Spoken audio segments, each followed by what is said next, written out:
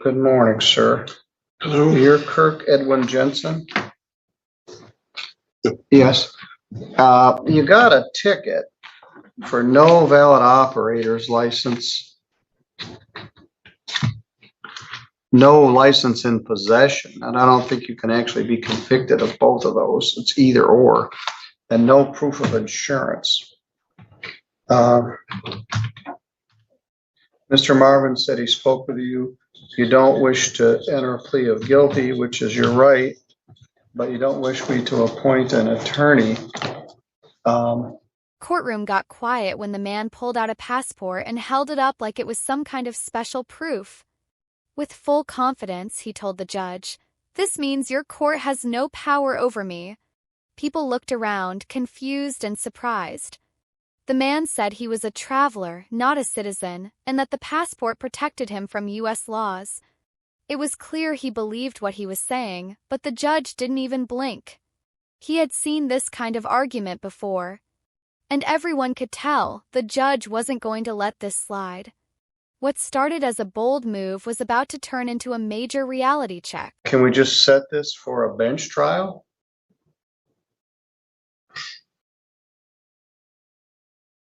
Or have it's either that or a jury trial, is that what you're saying? Yes. You have a right to have well, let me ask you this. You don't want me to appoint an attorney. Do you wish to hire one?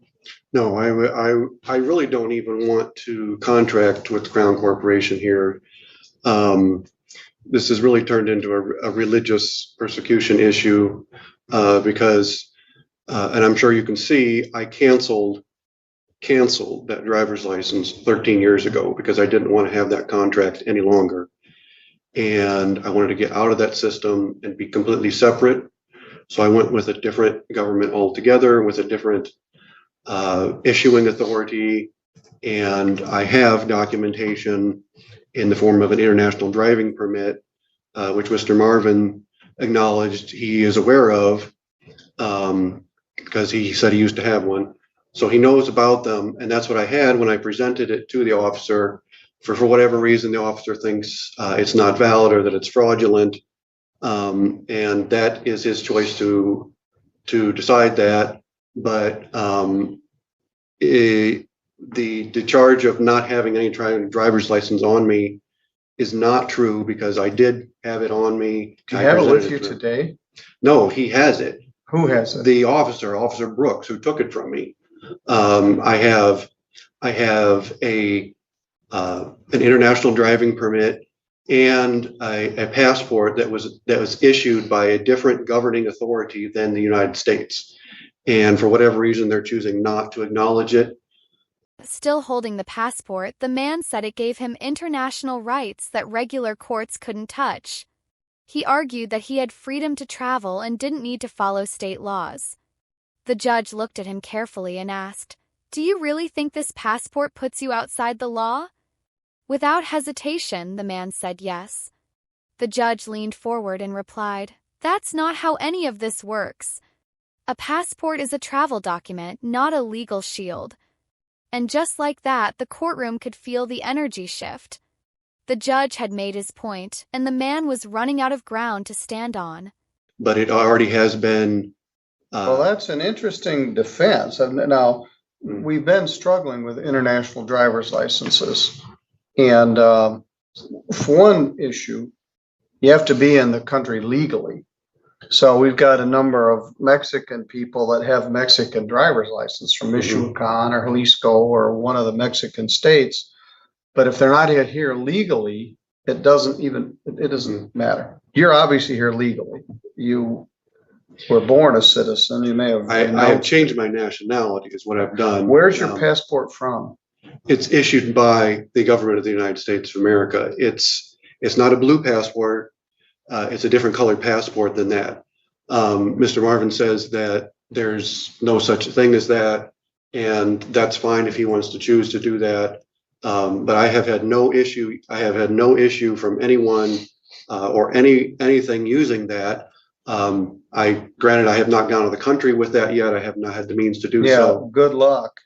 But good luck trying to get back in. My advice is don't do that.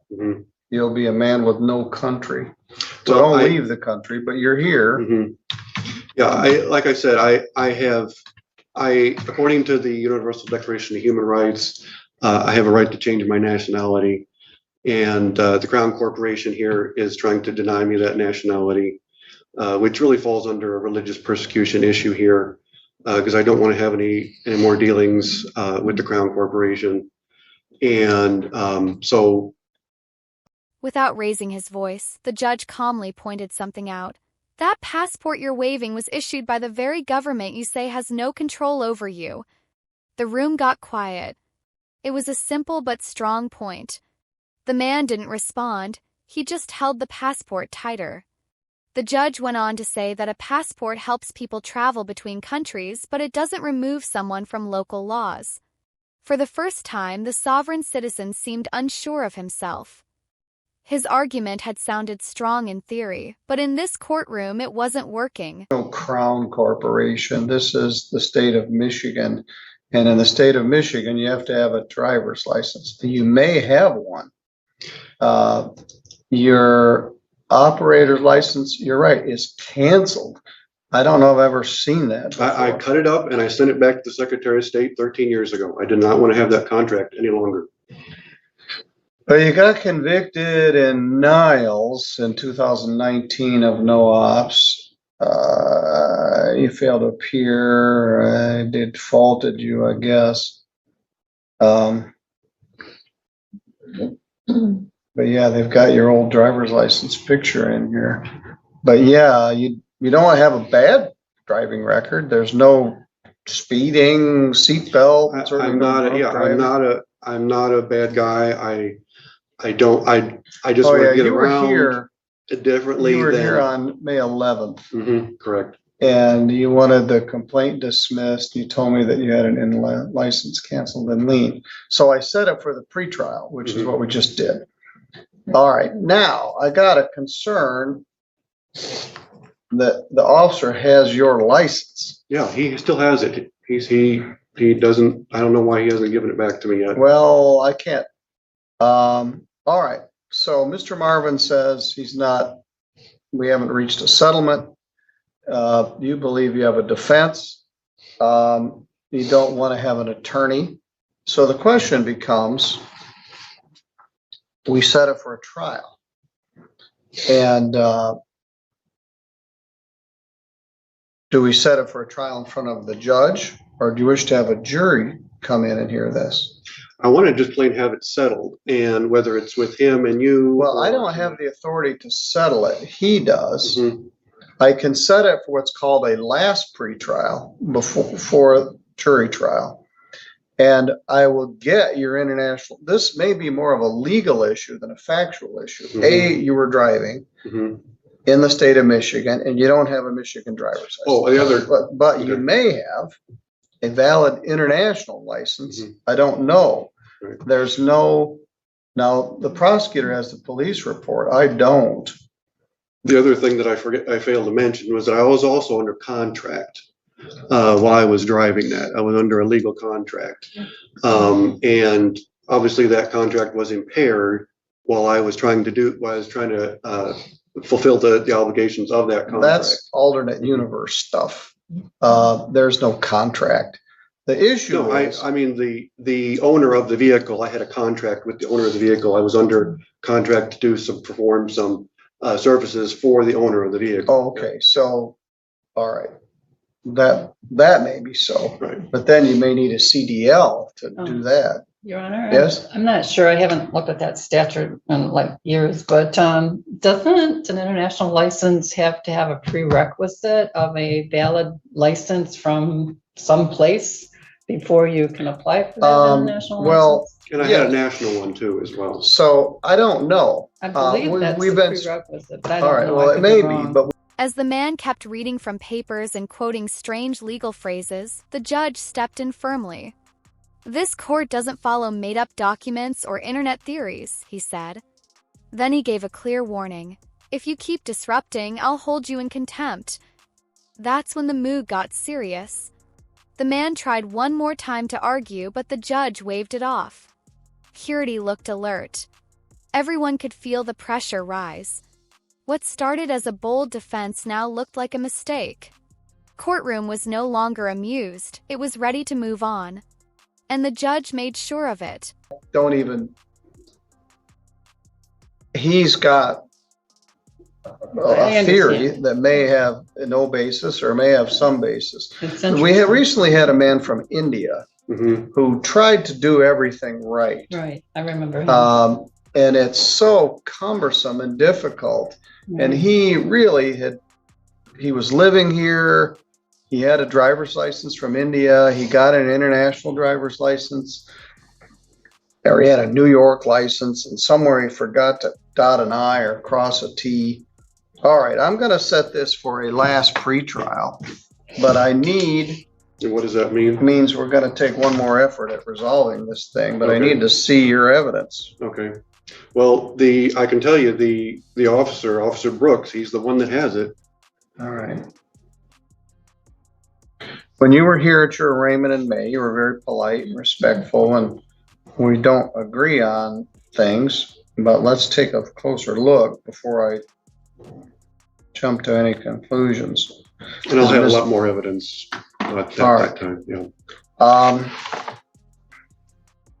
And if it can be resolved, great. If it can't be, the question at that point will be, do we have a jury trial or do we have a bench trial?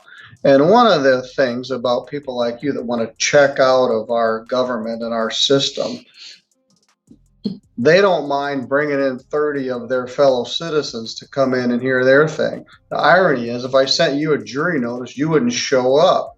You would say, I don't contract with you and I won't participate in your system. But you don't have any compunction about dragging 30 other people in. Before closing the hearing, the judge looked directly at the man and said, "Believing in something doesn't make it law."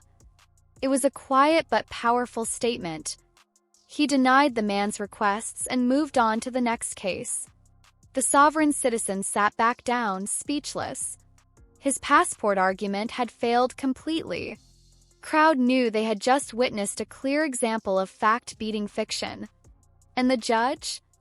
He reminded everyone watching that no matter what papers you wave or what you believe online, the law is still the law. So at this point, we haven't gotten that far. Can we just decide that in 2 weeks? Yes, certainly. So let's see. I want to get those documents from the sheriff's department and take a look at them. Okay. There may need to be some legal research done as well. But you're putting the burden on them, which is how it sort of works. Yeah. They have the burden of proving it beyond a reasonable doubt. So you raise this defense and say, prove it's not right. Well, that isn't exactly how it works. You've got to show there's some merit to the defense. Key West used to offer passports to the Conch Republic. There was a little place there, and you could get a Conch Republic passport, and it looked like a real passport. And they shut them down. People were using them in other countries to show they had a Conch Republic quasi-American passport. So there's all kinds of screwy passports out there.